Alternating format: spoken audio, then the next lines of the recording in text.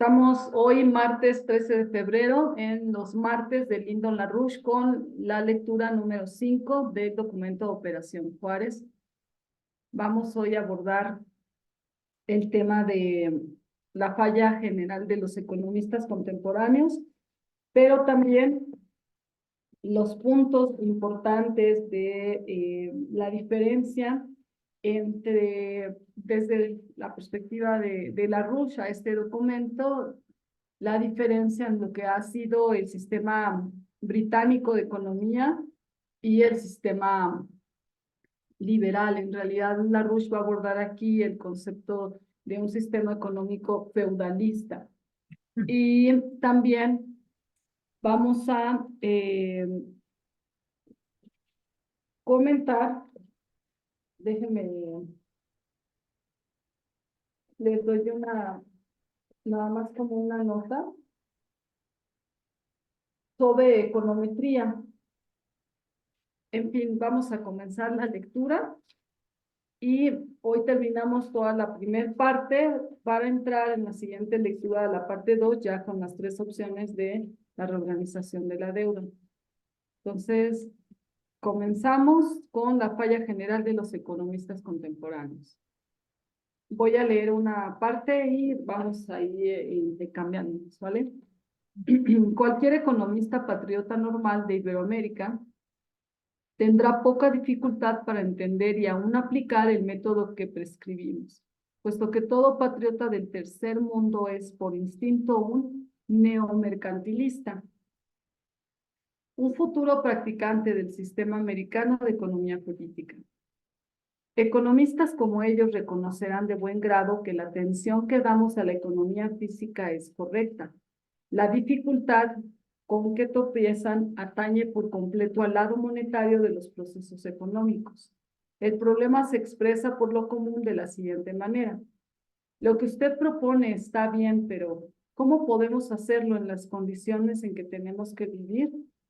Por condiciones se refieren muy especialmente al Fondo Monetario Internacional, al Banco Mundial, al Banco de Liquidaciones Internacionales, al Club de París, a los banqueros de Londres y Nueva York, al mercado del euro-dólar.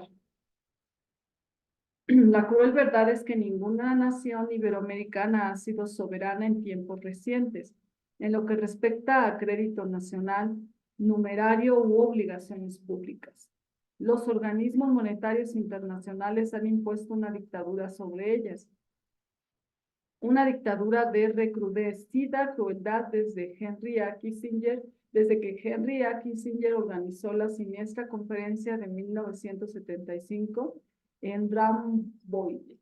Las condiciones en materia de precio, crédito, moneda y obligaciones creadas en el mercado mundial y en el mercado interno pasan a ser las condiciones de vida bajo las cuales el economista patriota debe tratar de encontrar soluciones de orden físico-económico. Ello pone serios obstáculos a la economía de las naciones en vías de desarrollo. Primero, las autoridades monetarias internacionales apoyadas en amenazas golpistas o de asesinato contra los gobiernos que no les caen bien, no permiten que las naciones subdesarrolladas creen sistemas monetarios soberanos en el ámbito nacional. No les permiten crear por causa propia género alguno de orden monetario interno que permita dar relieve al desarrollo físico-económico. Segundo, se les limita el acceso al crédito para el desarrollo de la economía física de la nación, pero se les proporciona en abundancia, hablando en términos relativos, para inversiones en materias primas, lo cual a fin de cuentas da por resultado la deformación del desarrollo de la economía física interna y con el tiempo produce efectos desgarradores. Tercero, a las naciones subdesarrolladas se les prohíbe forzosamente crear instituciones bancarias nacionales y mecanismos reguladores de intercambio y comercio necesarios para hacer que los ahorros generados internamente y que se llegan a invertir se inviertan en cosas beneficiosas para la nación. De esa manera, la más leve manipulación del tipo cambiario, del diferencial de los tipos de interés, etcétera, sacan los capitales monetarios de la economía y los llevan al exterior, lo cual hace que el país tenga que depender aún más de la inclemente misericordia de los poderes monetarios y financieros extranjeros. Cuarto, los dogmas político-económicos que suponen las prácticas monetarias como esas son fabricaciones de una de dos variedades, británica o vienesa, o la apología del librecambismo colonialista de la Compañía de las Indias Orientales Británica de Adam Smith, contra la cual riñeron su guerra a la independencia de Estados Unidos, o las variedades utilitaristas. Como condición para recibir un tratamiento más tolerante de parte de las potencias monetarias y financieras internacionales, a las naciones en vías de desarrollo se les exige de la manera más eficiente que acepten esos dogmas destructivos. Veamos a continuación por qué son de suyo incompetentes esos dogmas político-económicos, para luego examinar la incompetencia inherente a la econometría moderna en general. Urge que los economistas iberoamericanos presten atención a los escritos de los dos Carey, así como a los de Hamilton y List. Nos referimos en especial a las disertaciones de 1819 de Matthew Carey, en las que éste denuncia la maldad del librecambismo, o llamado libre empresa. Voy a leer aquí la nota 17.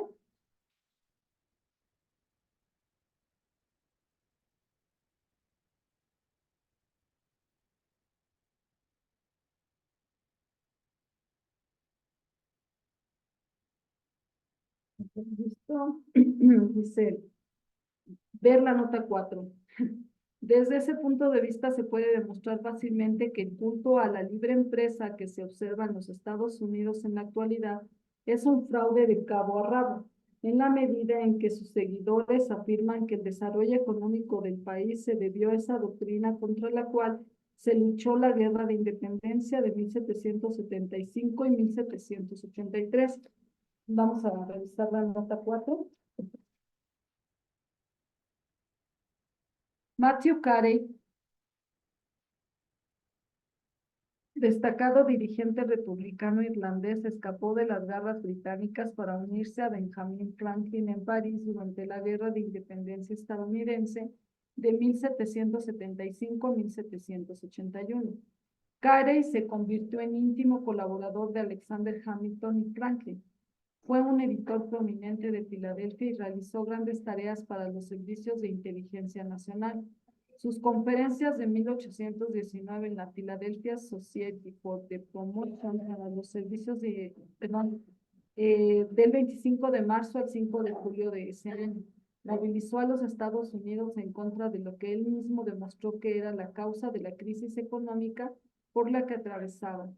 La adopción por Jefferson y Madison del dogma de la libre empresa de la Compañía de las Indias Orientales de Adam Smith. A su muerte, su labor fue continuada por el hijo Henry C. Carey, quien más tarde sería el principal asesor económico de Abraham Lincoln. Listo, esta es la nota 4 y la 17, y al final también vamos a leer parte de una carta de los Carey, pero bueno, vamos a continuar. ¿Alguien más podrá leer? Ya hay mucho ruido. Bueno, dice, y la obra de su hijo asesor económico de Lincoln, Henry C. Carey, en la que hace una obsesión de la economía británica. ¿Alguien más podrá leer? Digo, Sí, por favor. Henry C. Carey dio justa importancia al hecho de que la economía británica no era una economía capitalista, por lo menos no en el sentido que cobra el término capitalista.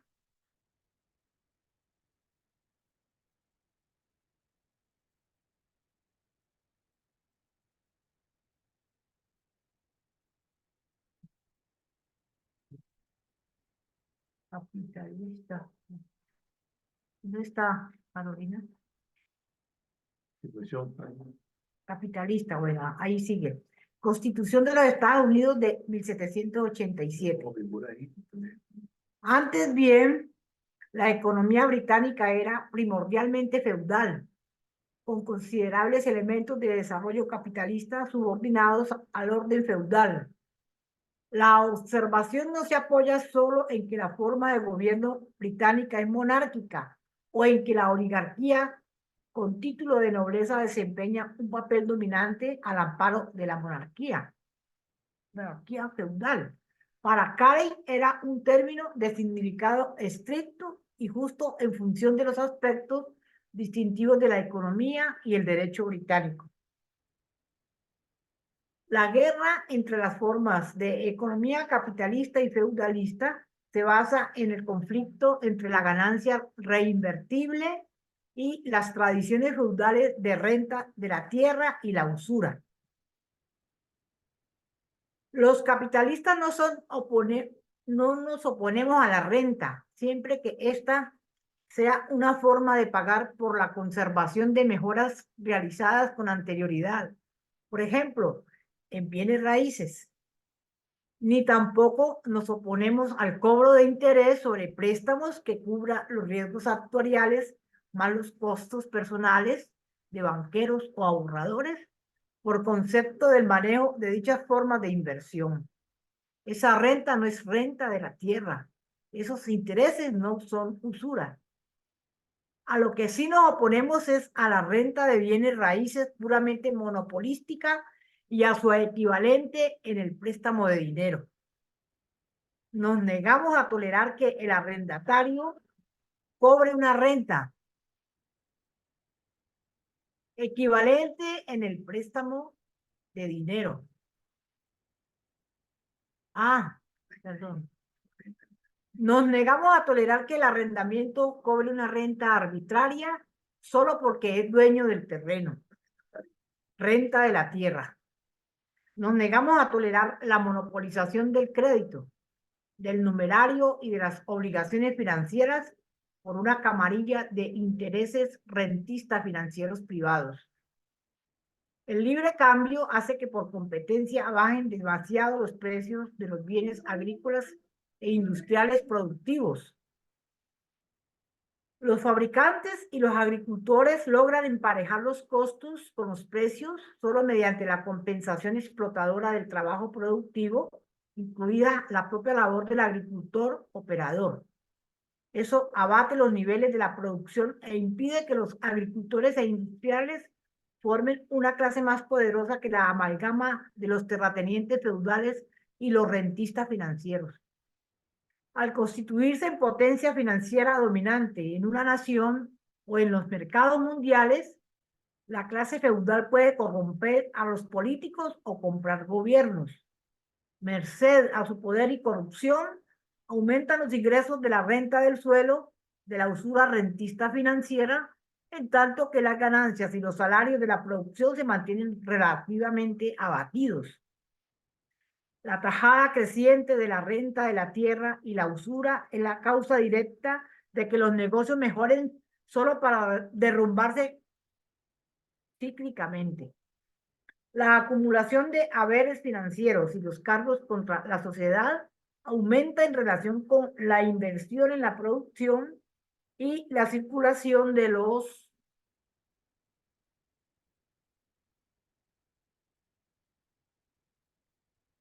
¿qué? ¿Dónde voy? ¿De los qué? Sí, bienes recién producidos. Puesto que de la producción salen todos los pagos de la renta del suelo y la usura, cuando estos aumentan demasiado en relación con las entradas de la producción, la tasa de ganancia tanto de las inversiones feudales como de las productivas tenderá a disminuir.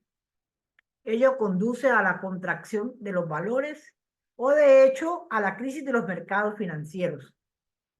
En la medida en que los mercados financieros de propiedad privada dominen la mayor parte del suministro de crédito e inversiones de una nación, su derrumbe causa una depresión económica prolongada. Eso no puede suceder en una economía capitalista bien fincada. En ese caso, el Estado, por mediación del Banco Nacional, es el único que puede otorgar crédito por encima de los préstamos apoyados en los ahorros depositados, ya sea en numerario o en metales preciosos. Si el Banco Nacional, por norma, emite crédito a bajos intereses, socava la usura.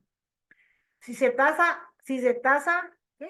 Si se tasa draconianamente la renta de la tierra como un ingreso no devengado, se impide que el elemento feudal obtenga parasitariamente acumulaciones de gran escala. No se produce una depresión económica. El feudalista defiende sus prácticas mediante falacias fisiocráticas. Toda la riqueza, afirma falazmente, proviene en última instancia de la tierra, entiéndase, recursos naturales. O como Adam Smith añade el trabajo de las bestias y del hombre, tratando a este como ganado de faena.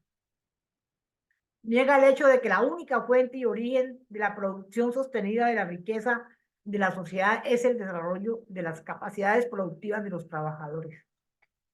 Es bien significativo el hecho de que toda la economía política británica sea producto de la Compañía de las Indias Orientales, que por definición sea un dogma económico colonialista. Smith era un agente de la rama escocesa de Edimburgo, de la compañía.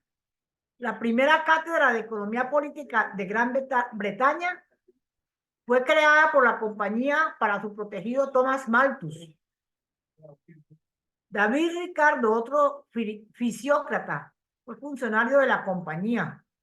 Asimismo, lo fueron Jeremy Bentham y James Mill, igualmente John Stuart Mill. Es como si un grupo de gángsters asesinos se apodera de un pueblo. Ay, perdón. Y tras ocuparlo por la fuerza, empezara a predicar la ética, la moral, la perspicacia empresarial y la filosofía de nosotros, las fuerzas de la sociedad que han hecho bien. Aquellos de cuyo trabajo viven parasitariamente. Siga, Humberto, ¿cómo vas a tomar agua? Perdón. Los dogmas británicos niegan el hecho de que la sociedad existe únicamente incrementando la densidad demográfica relativa potencial mediante la realización de adelantos tecnológicos. Los británicos niegan que las capacidades creadoras del pensamiento humano generan riqueza. Insisten en que esta solo proviene de la tenencia feudal de la tierra y que en términos generales la sociedad vive a merced de los terratenientes que cobran rentas arbitrarias. Ese es el aspecto esencial de la economía política británica clásica.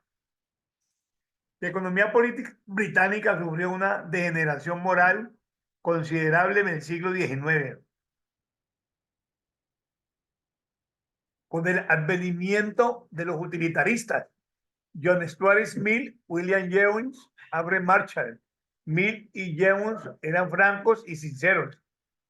La única verdad en la práctica humana repetían en la forma irracional de los apetitos hedonistas del individuo. La sociedad, machacaban, representa el intento de una horda de tales individuos hobbesianos de optimizar el grado relativo de dolor y placer de sus interacciones. Mill y Jewons repetían que la única base de la economía política es, por tanto, el cálculo hedonista de Jeremy Bentham. Repetían que el vendedor y el comprador expresan el grado relativo de placer o dolor de la transacción por el precio de compra-venta. Después de muchas transacciones competitivas, anárquicas, entre compradores y vendedores, decían, el precio de los bienes tenderá a converger estadísticamente en un precio que optimiza el placer y el dolor entre todo comprador y todo vendedor. Salvo por algunos casos de regresión a Smith o Malthus, todos los dogmas económicos vieneses o británicos modernos, Oxbridge, Londres, se derivan de los dogmas radicalmente hedonistas de Smith, Jewon y Marshall. Todo dogma británico se basa en las teorías de los precios, derivadas del siniestro irracionalismo hedonista.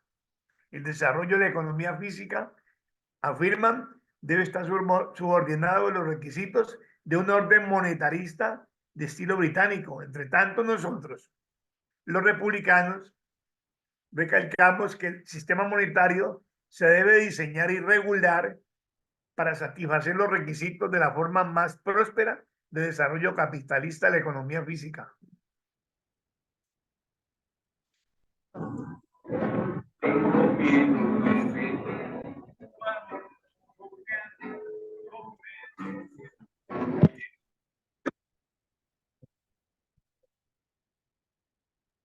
Seguimos adelante. Sí. Esperamos. No, sí, continuamos. Sí, continuamos, por favor. Bueno, la econometría.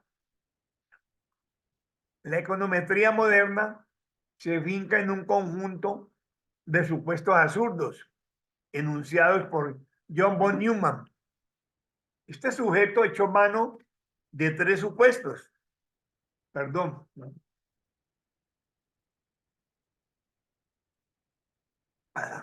Dos de ellos explícitos. El tercero era tan evidente para él que sin duda nunca se le ocurrió mencionarlo. En primer lugar, afirmó explícitamente el proceso económico de un sistema entrópico que se puede describir adecuadamente mediante un sistema de desigualdades del álgebra lineal. El valor determinante de una economía, afirmó además, es el principio hedonista de utilidad marginal y, sin declararlo, supuso el dogma cartesiano respecto a la composición del universo en su conjunto. Propuso crear sobre la base de estos supuestos una economía matemática a imagen de su teoría de los juegos. Toda la econometría moderna se basa en los tristes supuestos de von Neumann. De las faltas de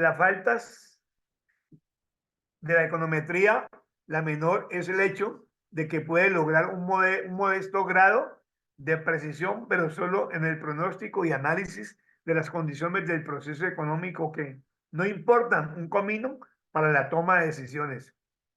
Las únicas condiciones de un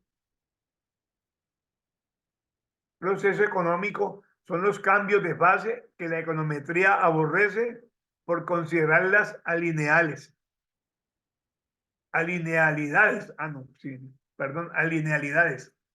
La peor de sus faltas se expresa en el hecho de que trata las entradas de la usura, el tráfico de heroína, de las casas de juego y el soborno político como si fueran igual de benéficas para la economía que los ingresos derivados de la producción de alimentos, de atención médica, etc.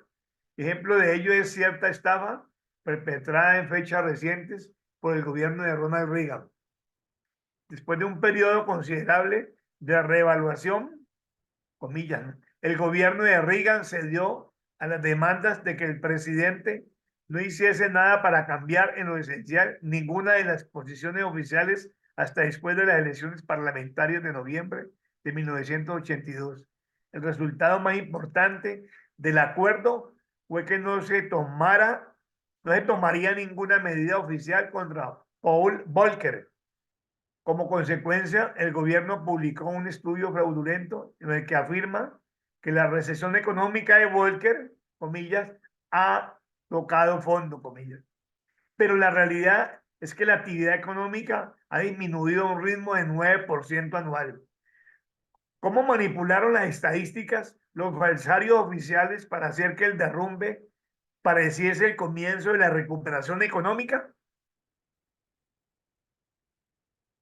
Se valieron de dos cifras para hacer parecer estadísticamente el derrumbe como recuperación económica.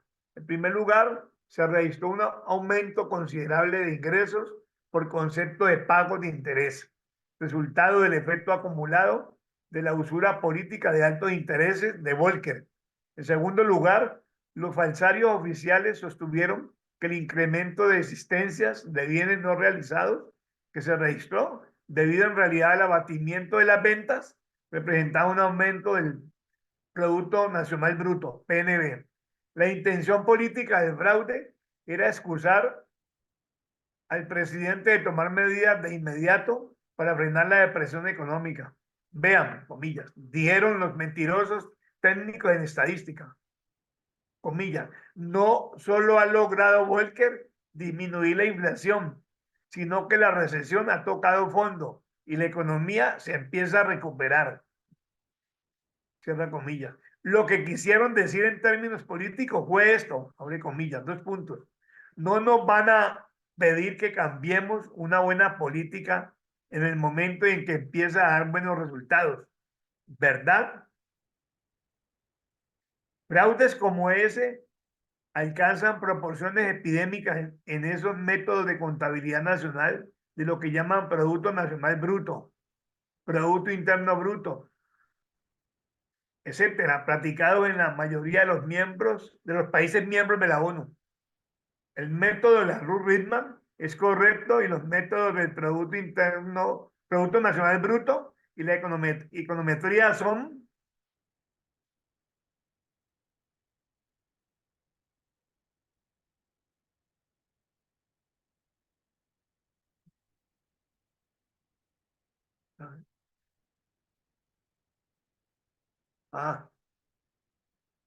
son absurdos en cualquier circunstancia.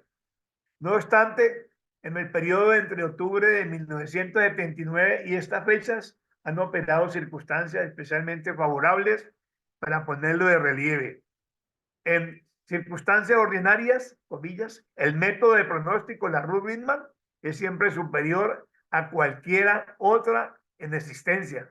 Sin embargo, la comparación de los pronósticos a corto plazo no sería tan espectacular como lo ha sido desde octubre de 1979 si se hiciera con respecto a circunstancias ordinarias, cierra comillas. Lo absurdo de los pronósticos econométricos salta a la vista cuando se trata de pronósticos a corto plazo en circunstancias en que la economía es marcadamente, comillas, alineal.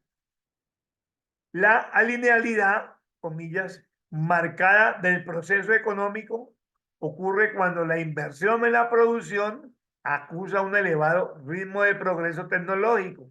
Entiéndase el paso de n a n+1, o cuando la economía se está contrayendo a un ritmo acelerado. Paréntesis, paso de n a n-1, cierra con paréntesis. En el primer caso, el proceso económico ha pasado a ser marcadamente negatentrópico. En el segundo caso, la economía ha pasado a ser marcadamente entrópica. En cualquier caso, solo el método de la Ruth-Ritman ha demostrado actitud como instrumento de pronóstico a un corto plazo. Lo que hizo Volcker en realidad, a partir de 1979, durante el gobierno de Carter, fue lo que había propuesto el Consejo de Relaciones Exteriores de Nueva York en sus estudios de 1975.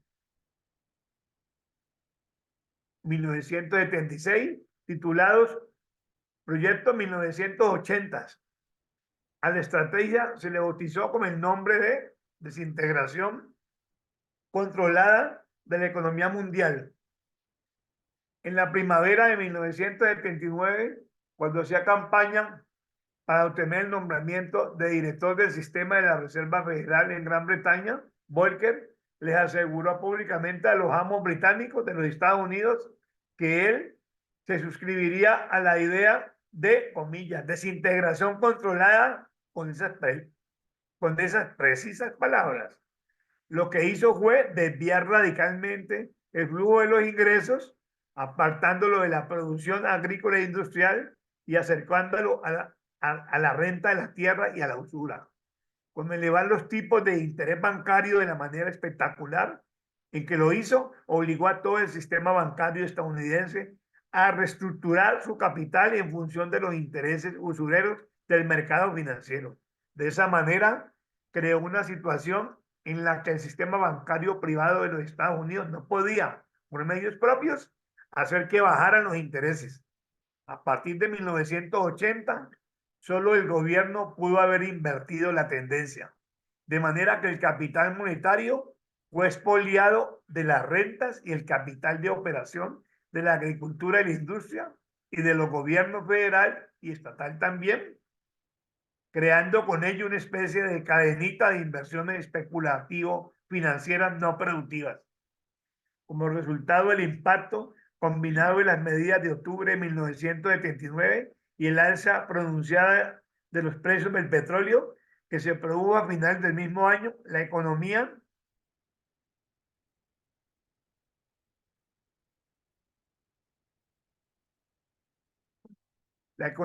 estadounidense quedó en lo rojo a principios de 1980. Es decir, si tomamos la economía estadounidense como si fuera una sola compañía agroindustrial, la ganancia neta de explotación de esa compañía arrojó un saldo negativo.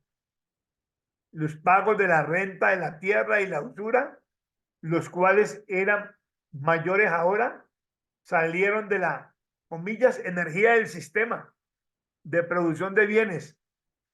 A la compañía agroindustrial de nuestro ejemplo se le impuso un proceso evolutivo de N a N-1.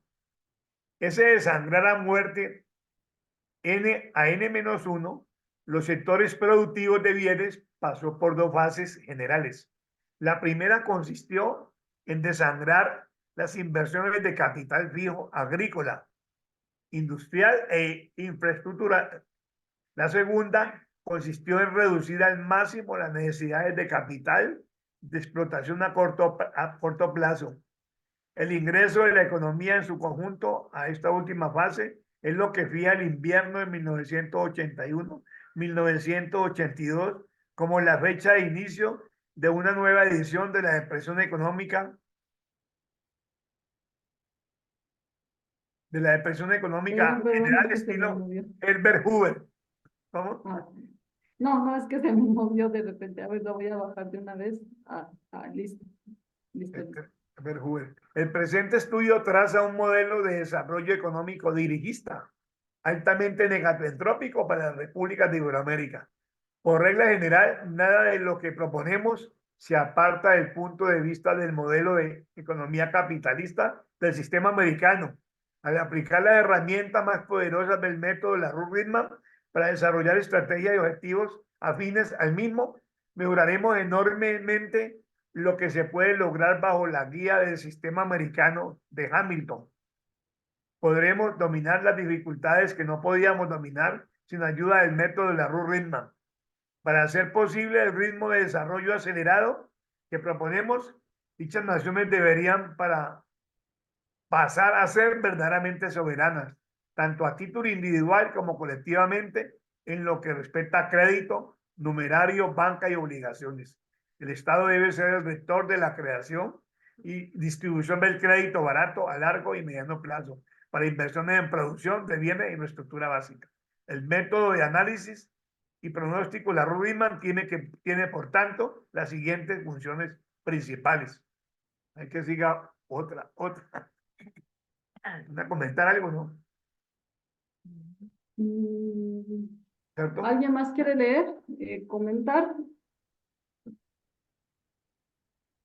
Yo nada más esta parte de donde LaRouche aborda el tema de la alinealidad marcada del proceso económico ocurre cuando la inversión en la producción acusa un elevado ritmo de progreso tecnológico, N+1.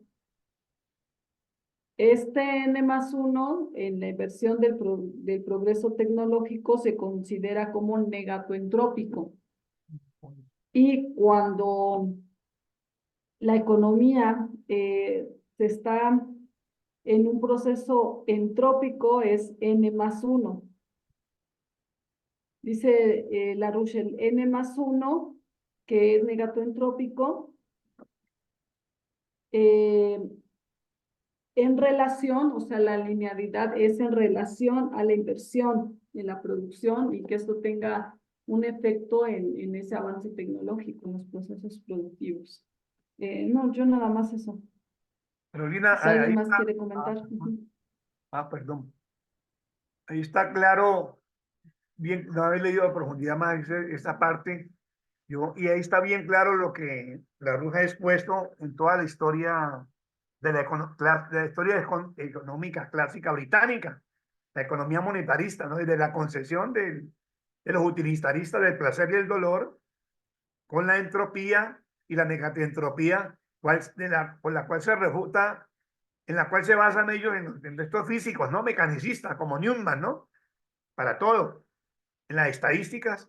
Entonces, ahí demuestra realmente la falsedad de todo el concepto, de ese concepto entrópico y legal de las leyes del universo y la economía y la creatividad que niegan ellos, ¿no? Los utilitaristas, totalmente de esa economía hasta ahora. Entonces está demostrando cómo realmente es la riqueza, donde la creatividad humana es la verdadera fuente de riqueza y, el desarrollo de las capacidades productivas del trabajo y de los trabajadores, el desarrollo científico y la ciencia y la tecnología. Por eso esa fue la base de él para el desarrollo de la triple curva, ¿no? Demuestra el modelo productivo, cómo crece entonces en este modelo, la triple curva, que es la base conceptual de él, sobre esta exposición, para demostrar realmente cómo la especulación y los derivados financieros y toda la emisión monetaria es la que está causando la hiperinflación mundial, ¿no? Y la economía de guerra. Entonces, contra la economía productiva y contra que los estados no tengan ningún sistema dirigista del crédito ni nada, no regulen y dejen todo al libre mercado, está bien claro, ¿no? Entonces, bueno. Sí, sí, sí. Una diferencia también entre una economía capitalista desde la perspectiva del año de este documento y la economía feudal con la usura y la renta de la tierra, etcétera. También considerar que este documento está escrito en el periodo de los 80s. ¿Alguien más quiere comentar? Si no, para ir al al siguiente punto.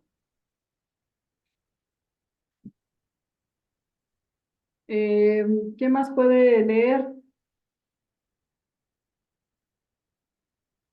Si no, yo también puedo leer un poco. Dice, el método de análisis y pronóstico LaRouche tiene, por tanto, las siguientes funciones principales. ¿Ok? Uno, facilitar a las repúblicas de Iberoamérica por separado y colectivamente un método competente para medir y regular el comportamiento de la economía nacional. Dos, ayudar a los gobiernos a seleccionar las prioridades de la inversión pública, infraestructura económica básica, y alentar la privada, atendiendo al conocimiento de las categorías de inversión que serán del mayor provecho relativo al adelanto de la economía en su conjunto. 3. Propiciar las bases científicas necesarias para ayudar a crear un consenso popular nacional tal que la opinión pública comprenda cuáles son las prioridades del desarrollo y se movilice para ayudar a obtener buenos resultados de dichos cursos de acción, tanto en el sector público de la economía como en el privado. Si se logra lo anterior, se puede iniciar un ritmo acelerado de desarrollo económico. El ritmo de crecimiento será altamente negatoentrópico y solamente se puede medir y regular mediante los métodos de análisis y pronóstico capaces de hacer frente a la alta densidad de discontinuidades que ocurren durante la aceleración negatoentrópica del desarrollo. Hasta aquí vamos a ver el día de hoy por la parte del documento de Operación Juárez. Para la próxima lectura entrar a 3 opciones de reorganización de la deuda. Ahora, quiero compartir con ustedes un documento. A ver, voy a dejar de compartir este. Y voy a compartir un documento que me gustaría que leyéramos, porque hemos mencionado muchas veces el trabajo de los Carey, pero no sé si alguno ha tenido oportunidad de leer directamente algo sobre ellos.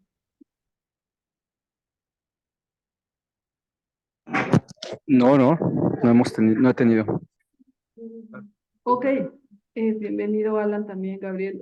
Voy a compartir un documento que nos da chancecito de revisarlo del movimiento sobre los CARE.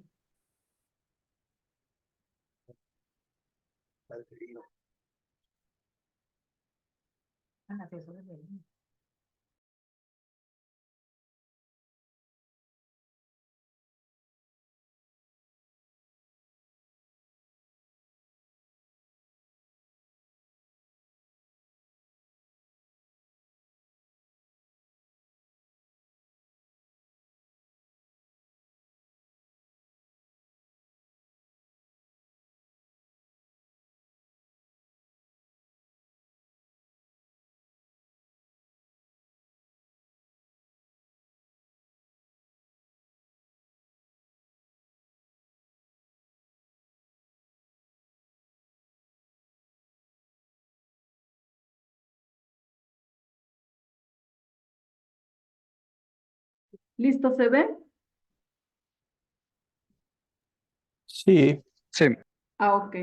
Bien, este es un documento de la página del Instituto Schiller La Antigua, de artículos especiales, dice Henry Carey y el sistema americano. Henry Carey es el hijo de Matthew Carey y es él el que fue asesor de Lincoln, siguiendo con el trabajo de su padre. En realidad yo no he trabajado tanto, no he leído directamente los documentos de ellos. De List, sí, como lo hemos comentado y tenemos el libro, ¿no? De List, de Hamilton, pues también tenemos los documentos, pero de los Carey no hemos trabajado mucho, no hemos leído aquí. Entonces, este documento es de miembros del movimiento también. Y solamente quiero que lo veamos un poco. Nos da tiempo de leerlo y hasta llegar a la parte de la primer carta para que podamos tener una idea mejor de que no sigamos arrastrando los nombres, ¿no? De Henry Carey. Ah, sí, sí, sí, sí. Bueno, hay que revisarlo después, ¿no? Entonces, aprovechando que cerramos la parte 1 del documento de Operación Juárez y la siguiente clase terminamos con, bueno, empezamos con el 2, vamos a leer como complemento este documento. También si alguien más quiere leer, adelante. Aquí está. ¿Quién más puede leer?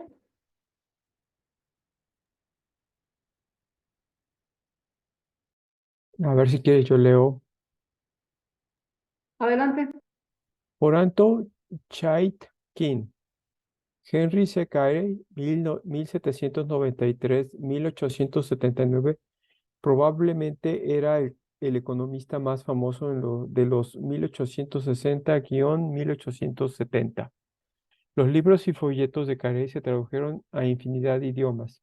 Él, junto con sus antecesores, Federico Lis, Henry Clay y Alexander Hamilton, representaba la tradición o escuela americana de economía política, en oposición a la escuela librecambista imperial británica de John Stuart Mill y de autores anteriores como Thomas Malthus, David Ricardo y Adam Smith. Con la llegada de Abraham Lincoln a la presidencia de los Estados Unidos y la salida de los miembros del Congreso de los Estados esclavistas, los nacionalistas de pronto tomaron el control de la política estadounidense. Lincoln puso en marcha una política de industrialización espectacular, diseñada en gran parte por el economista de Filadelfia, Henry C. Carey, el cual produjo en los Estados Unidos y en el mundo en general los mejores resultados de lo que hoy entendemos por el progreso en la era moderna, y que cambió la forma fundamental las relaciones políticas del poder en el ámbito mundial. La nueva política contaba con los siguientes elementos: aranceles altos que protegían a las industrias en crecimiento, reduciendo la importación de productos hechos con mano de obra barata. Los subsidios del gobierno y la dirección de la red ferroviaria se extendieron de forma impresionante, lo que requirió productos industriales para construir y equipar las nuevas líneas. Los ferrocarriles y los canales que construyó el gobierno proporcionaron carbón barato para las ciudades y catalizaron la producción del acero.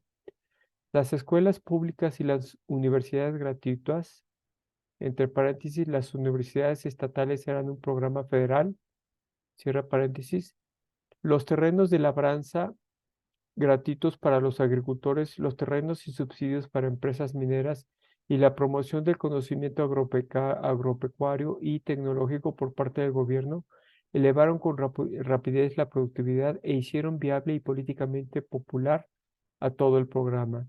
La regulación de la banca privada y la emisión de crédito barato y una moneda nacional abundante facilitaron la expansión agroindustrial y protegieron el crecimiento económico de las prácticas depredadoras de los financieros privados. Esta afirmación de la soberanía nacional se le recomendó a otros países como el mejor modo de, por favor, siguiente paginita, alcanzar y garantizar una verdadera independencia. Esto condujo a una alianza de facto entre las naciones que trataban de defenderse del imperialismo británico. El programa de Lincoln y Carey logró un crecimiento industrial y agrícola nunca igualado en la historia. De 1860 a 1890, los Estados Unidos aumentaron su producción de carbón al 1000%, de hierro bruto por más de 1100%. Las primeras fundidoras de acero estadounidenses se construyeron apenas en los 1860, pero en las dos décadas de 1870 a 1980, la producción de acero se elevó al 6000%. Las ferroviarias estadounidenses crecieron de 30.626 millas en 1860 a 1666.703 en 1890. Los Estados Unidos, que dejaron de ser exportadores de materias primas como el algodón a las potencias coloniales de ultramar, superaron la condición de mera autosuficiencia y sus exportaciones crearon un balance comercial notablemente favorable. En 1860 se importaron productos por 354 millones de dólares y solo se exportaron 334 millones. Las cifras para 1880 eran de 668 millones de dólares en importaciones y 836 millones en exportaciones. Ya para 1900 las importaciones ascendían a 850 millones de dólares contra 1.394 millones en exportaciones. Los discípulos de Carey trabajaron en Alemania, en donde el ejemplo del éxito industrial de los Estados Unidos motivó al gobierno alemán a deshacerse de la tutela librecambista británica y adoptar el sistema proteccionista de los Estados Unidos a fines de los 1870. La decisión del Estado alemán de apoyar la infraestructura, las manufacturas y la minería se facilitó con cierta colaboración industrial germano-estadounidense. Rusia fue el único aliado militar de los Estados Unidos durante la Guerra Civil. Los Estados Unidos se inspiraron y ayudaron materialmente a la construcción de la monumental obra de desarrollo ferroviario que unió a Europa y Asia. Los estadounidenses y los aliados nacionalistas alemanes promovieron el proteccionismo, la industrialización y la electrificación de Rusia. Los seguidores japoneses de Henry Carey iniciaron una revolución contra el atraso feudal de su país y los Estados Unidos proveyeron las teorías proteccionistas y de ingeniería para la industrialización del Japón. Los simpatizantes de China en los Estados Unidos después apoyaron la revolución de Sun Yat-sen, emulando la de Lincoln.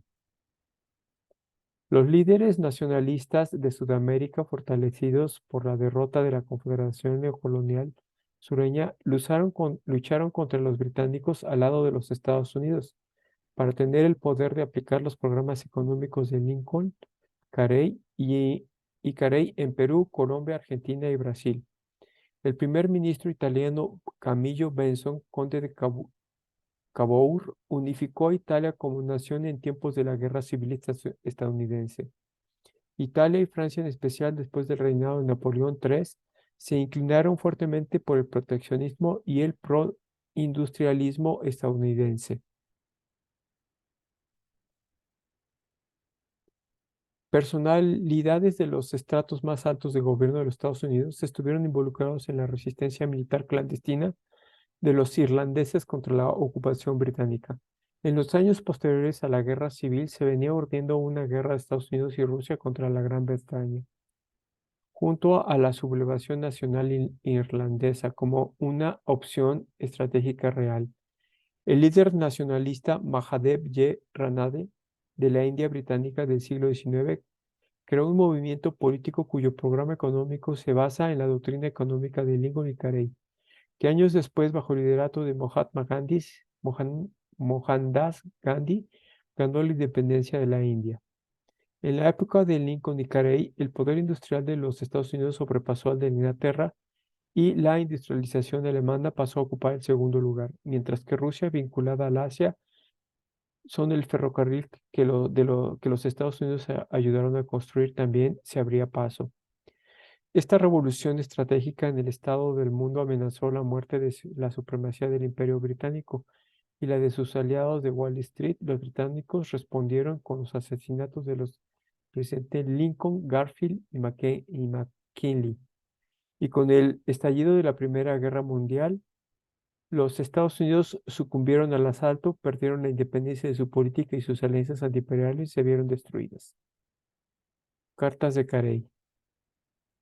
Aquí un A momento, continuación publicamos ajá. extractos. Déjales un poquito para que se vean.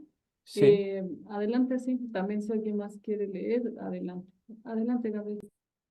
A continuación publicamos extractos de una serie de cartas abiertas que le escribiera el economista estadounidense Harry Carey a William Cullen Bryant del New York Post, quien era uno de los dirigentes de la facción librecambista. Estas cartas de fines de 1859 y principios de 1860, más tarde publicadas con el título de Crisis financieras, sus causas y efectos, fueron decisivas para asegurar la victoria de los proponentes del sistema americano, incluyendo la nominación de Abraham Lincoln como candidato presidencial del partido de 1860. Carta primera. Mire a su alrededor. Nueva York en estos momentos, y a este respecto estudie los efectos de la todavía presente crisis de 1857.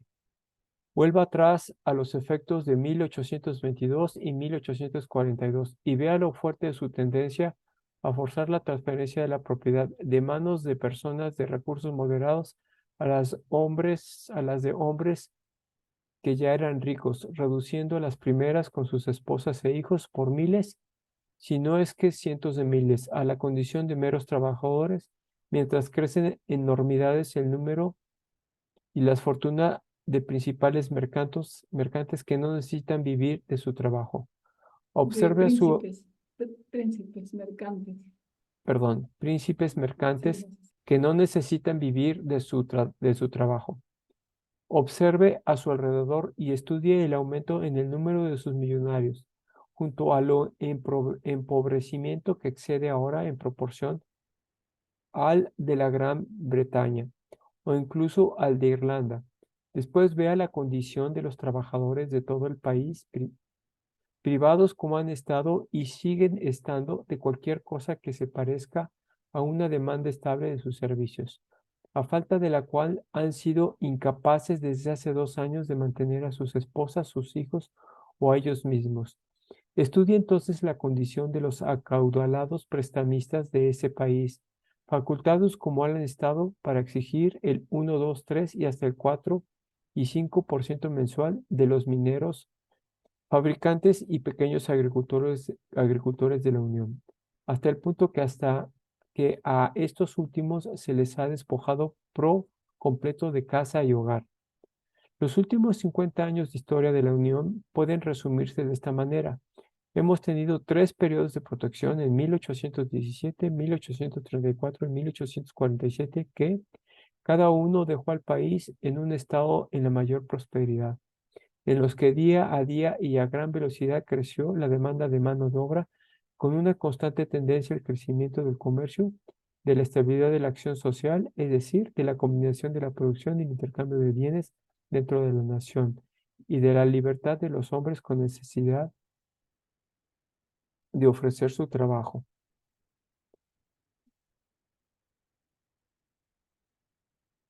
Tuvimos 3 periodos en este sistema que tiende a la destrucción del comercio interno y que se conoce como libre comercio. Este sistema que predomina en Irlanda, la India, Portugal y Turquía, y que definen los periodistas británicos, que llevó cada uno a crisis como la que usted también ha descrito, a saber, en 1822, 42 y 57. En cada caso han dejado al país en una parálisis similar a la que ahora existe.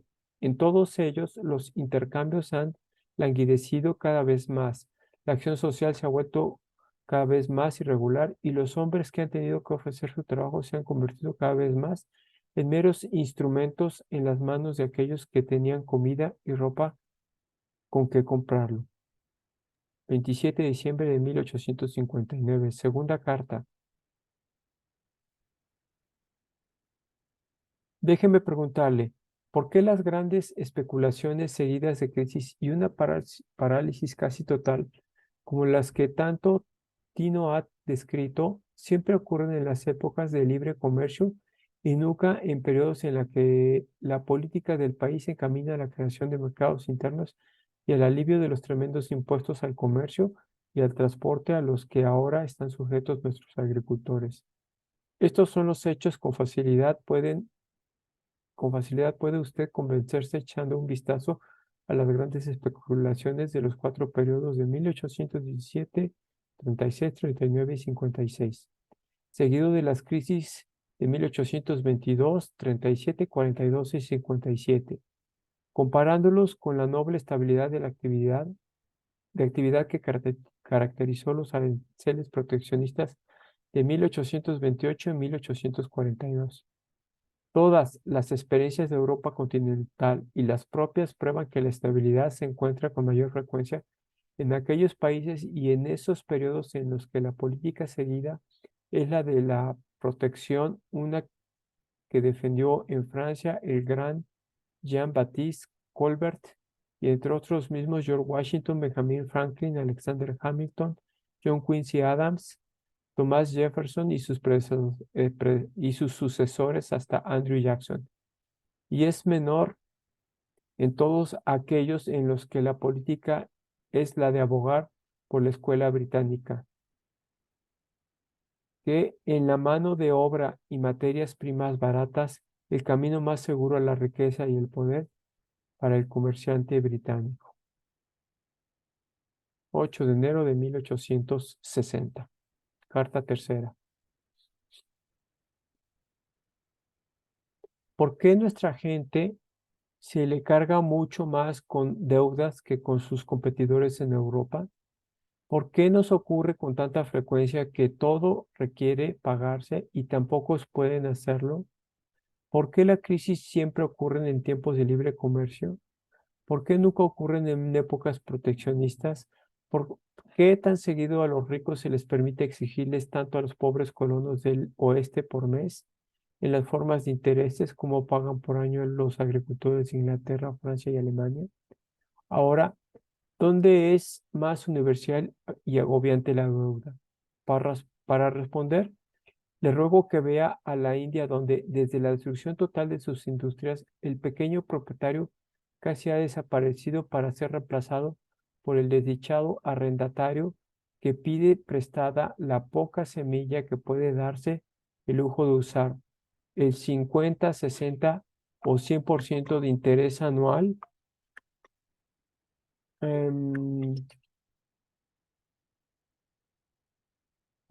y al final va atrasado a la rebelión de los cobros excesivos de los prestamistas y el gobierno.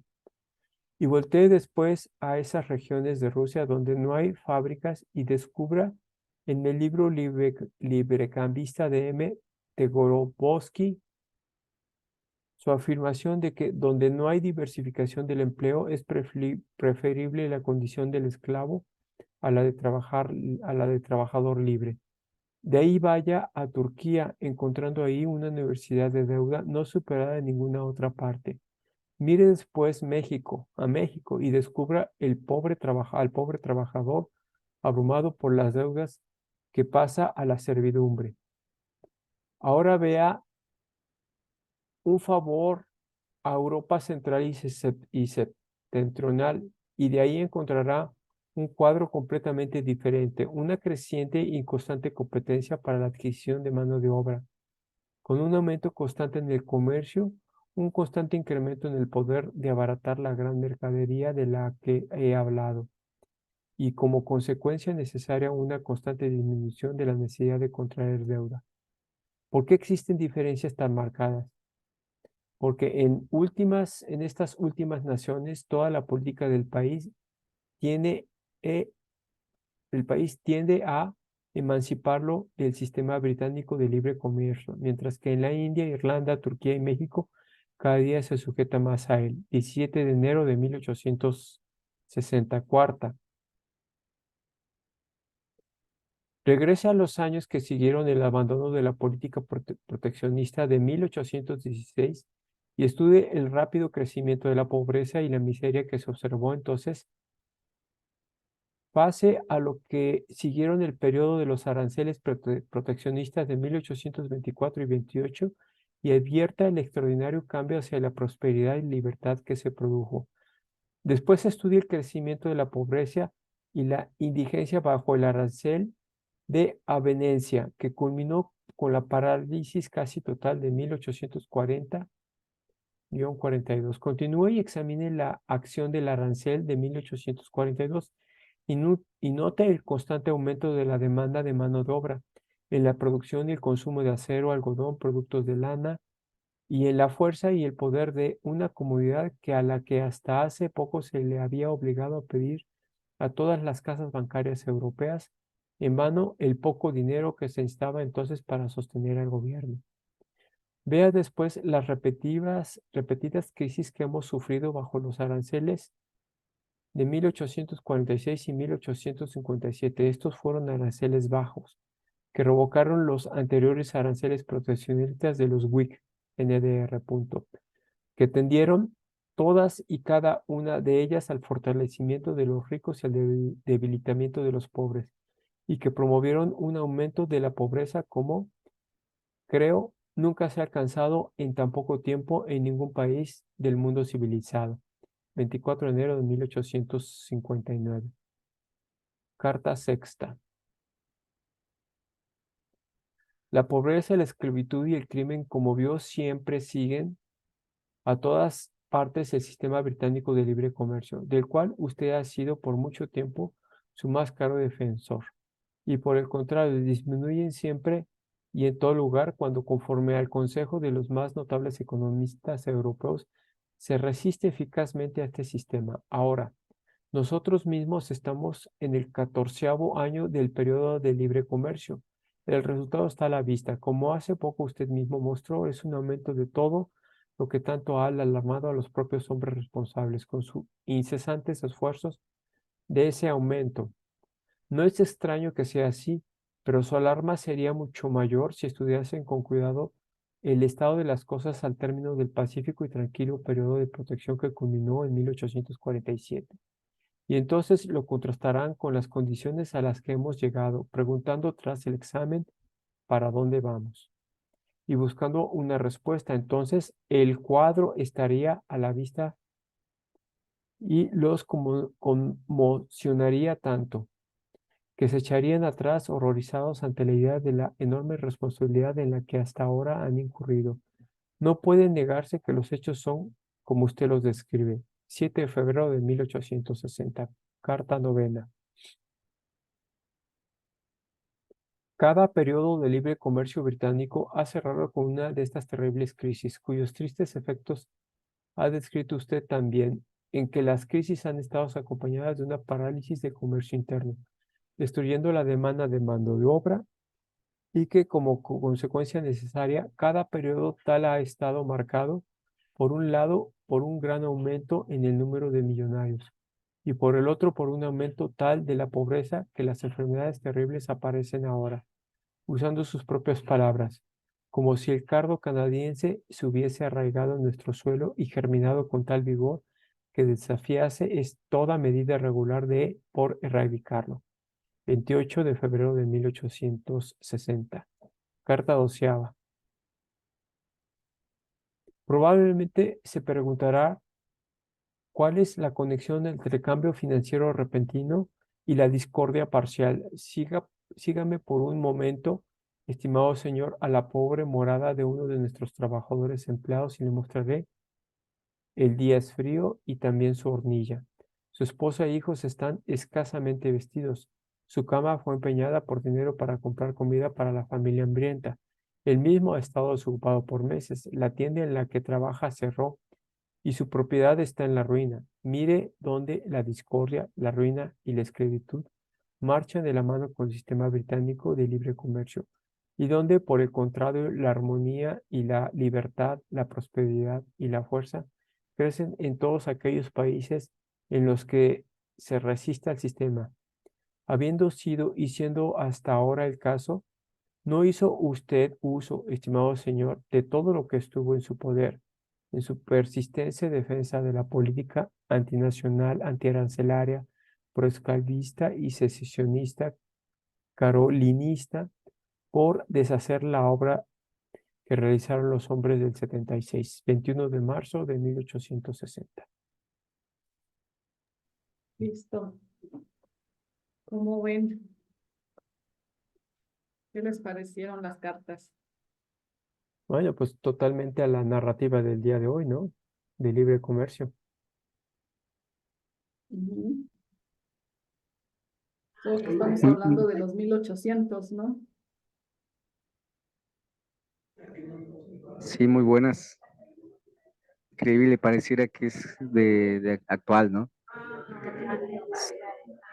Como muy importante o sea, esa visión de que ya lo tenían, ¿no? Del libre mercado británico y cómo eso genera pobreza en comparación con un sistema que protege, pues, los intereses del país, ¿no? Básicamente es como que lo que le explicaba. Y no solo eso, sino bueno, que es protección en una manera auténtica, ¿no? Como sí, es muy, o sea, lo refleja cómo hace esa diferencia, porque si hoy escucharan eso, dirían, es un extremista comunista, de que quiere acabar con los ricos, ¿no? Porque ahí habla, ¿no? De cómo el libre mercado ha generado, pues, ricos, extremadamente ricos, pero muchos pobres, ¿no? Y lo dice Carey, ¿no? Entonces, muy interesante.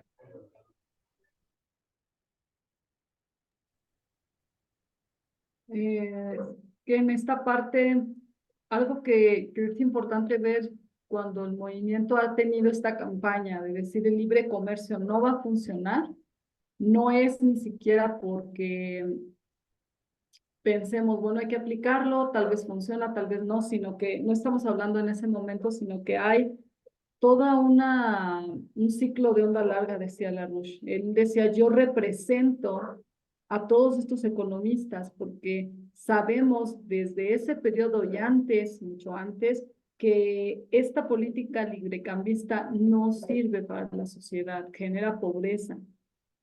Y ahorita en este periodo se sigue dando la idea de que el libre comercio es la solución. Tenemos tratados de libre comercio, aún no, y cuando vamos a ir con los Carey y Lincoln, ellos rechazaron el libre comercio, la política británica, y gracias a eso desarrollaron a los Estados Unidos. Y como aquí abiertamente, para mí fue muy curioso porque no es que solo LaRouche habla de que solo hay dos modelos económicos, el sistema americano de economía política y el sistema británico. No es solo LaRouche el que plantea eso, LaRouche lo plantea porque él representa toda una tradición económica. Y Carey, List, hablan abiertamente del sistema económico británico que destruye naciones, no por nombre, no está diciendo hay un modelo económico que lleva la política de libre comercio, está diciendo el sistema de economía británica, ¿no? Y eso para mí es muy importante tenerlo claro como nombre, porque eso es lo que se sigue enseñando en las escuelas, ¿no? Se sigue leyendo a Adam Smith, es impresionante. Se sigue enseñando eso.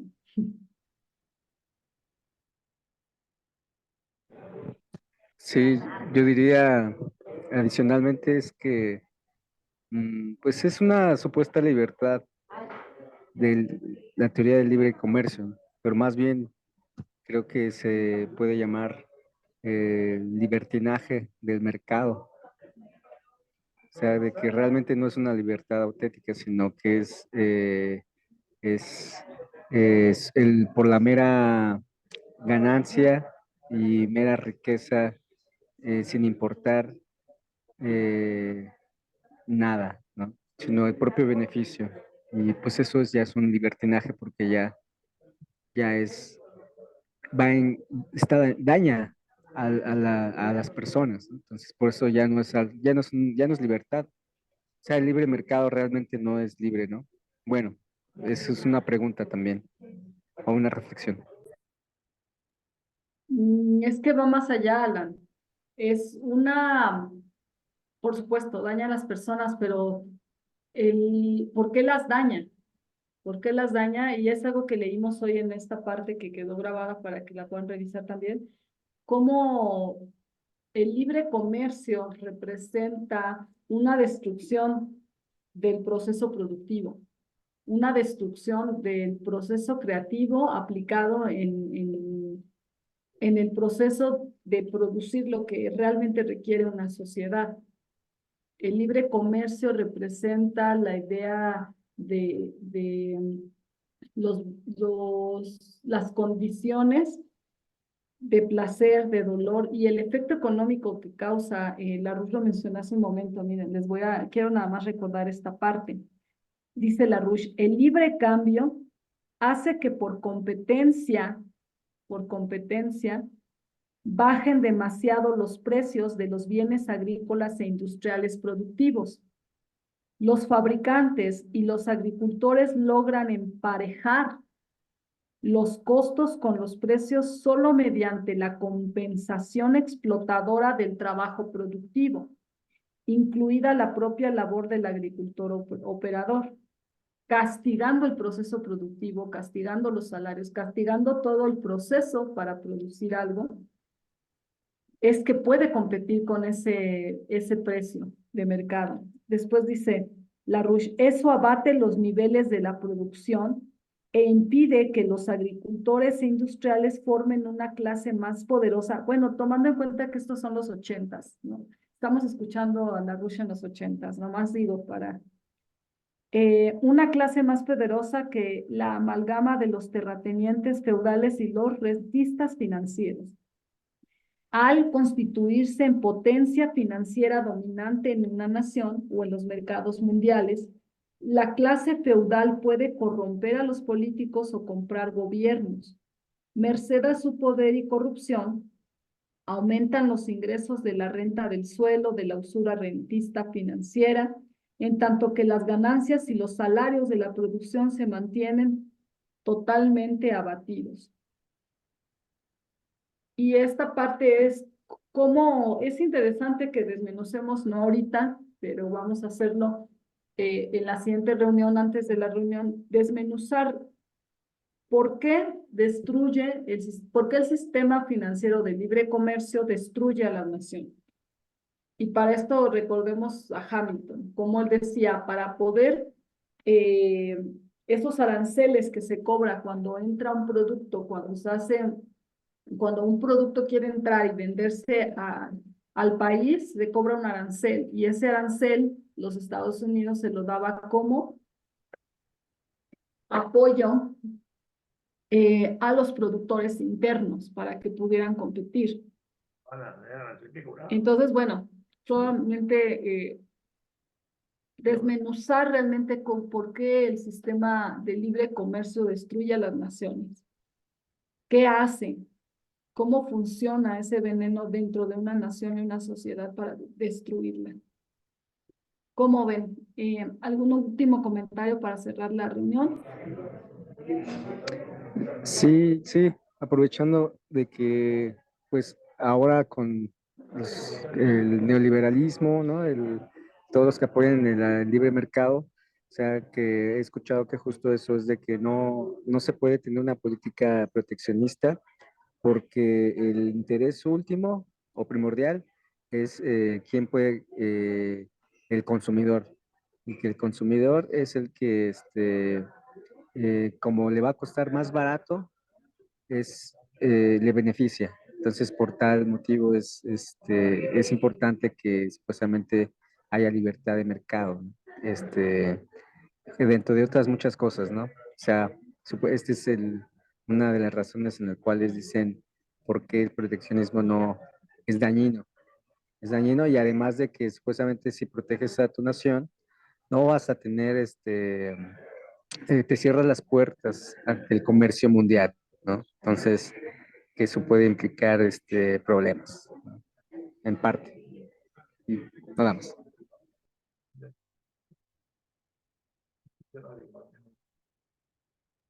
Ok, ¿alguien más?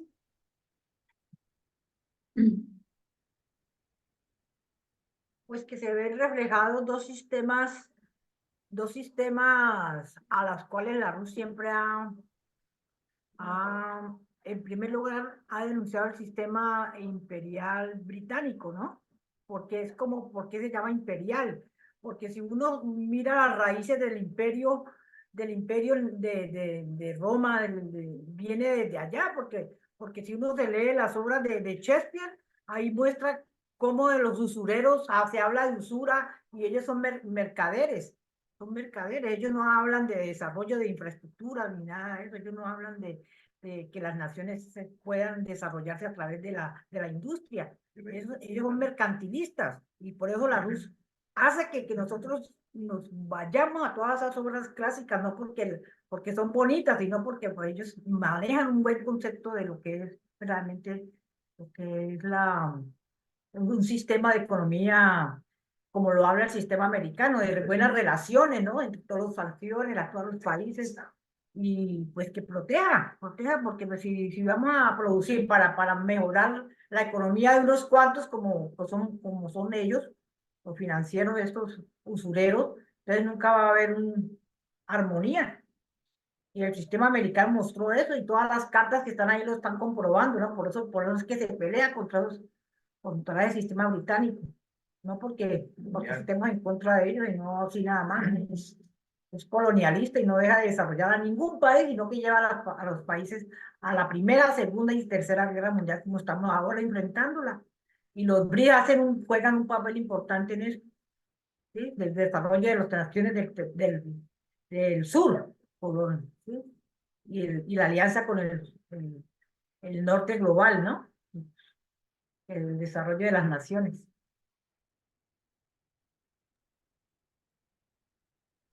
Sí, sí, sí, ok, gracias.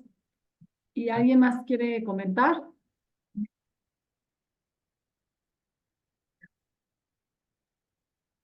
Pues Va yo a un ser punto, útil. Ah, adelante, Gabriel, adelante, doctor. pues un punto, que creo que también deberíamos de ponerlo como algo que quizá debamos de revisar. Estamos hablando que estos principios de economía datan de 1800, o sea, del siglo XIX. Sin embargo, hoy en día todas las actividades humanas han cambiado, ¿sí?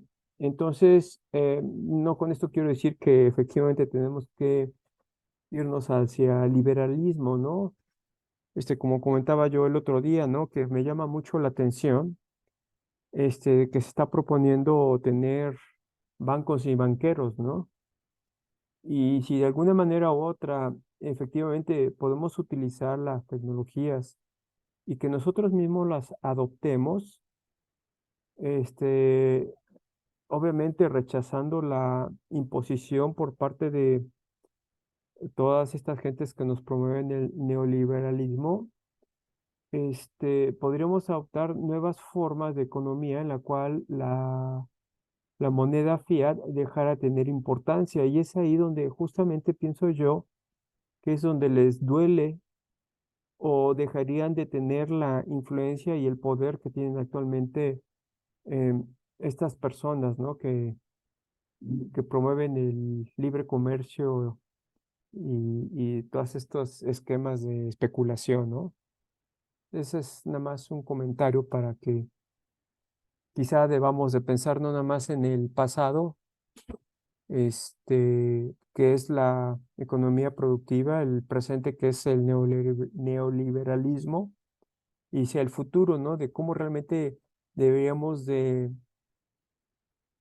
diseñar o construir una nueva economía que efectivamente pueda beneficiarnos a todos, ¿no? No nomás a unos cuantos. Ese es mi comentario. Gracias, Gabriel. Sí, pues vamos a empezar con eso la próxima lectura, ¿no? ¿Qué son para esto que tú comentas? Me parece muy puntual esto que mencionaban en los diálogos de Platón, en el Timeo de la naturaleza, y decía, ¿qué es aquello, qué es aquello que siempre nace sin nunca llegar a existir? Y lo que existe sin nunca haber nacido, ¿no? Vamos a revisar este punto para entrar a la lectura del siguiente martes, ¿vale? Entonces, pues gracias a todos. Nos vemos el próximo martes y el viernes, por supuesto, en la reunión internacional para el informe estratégico. Y que tengan buena noche. Gracias. Gracias a todos. Gracias. Buenas Hasta luego, noches. gracias. Chao. Gracias. Chao, chao. Chao, chao. Chao.